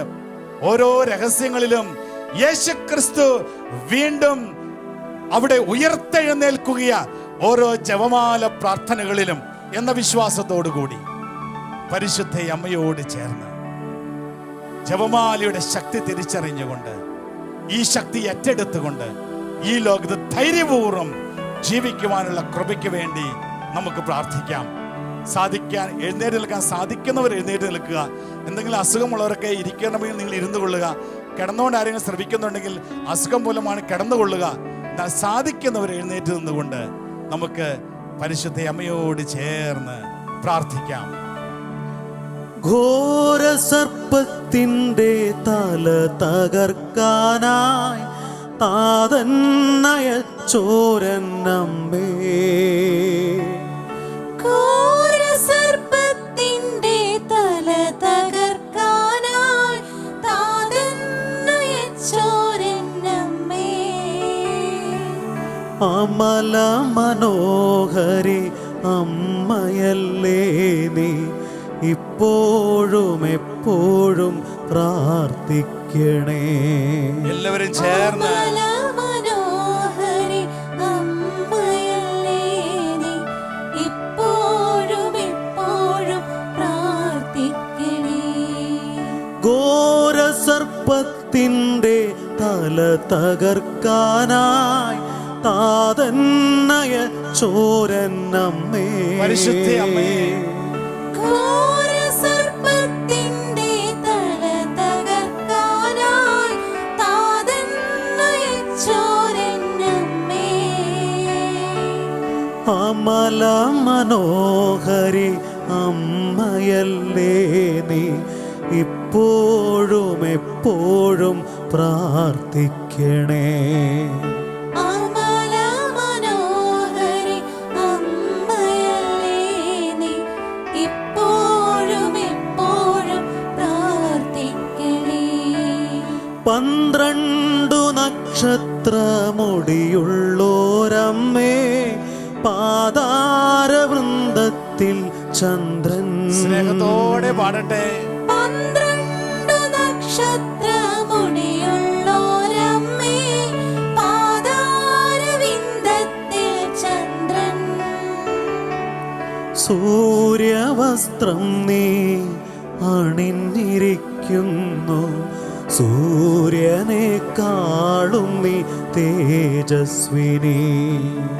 സൂര്യവസ്ത്രം നീ അണിഞ്ഞിരിക്കുന്നു, സൂര്യനേക്കാളും നീ തേജസ്വിനി. എല്ലാവരും ചേർന്ന്. സൂര്യവസ്ത്രം നീ അണിഞ്ഞിരിക്കുന്നു, സൂര്യനേക്കാളും നീ തേജസ്വിനി.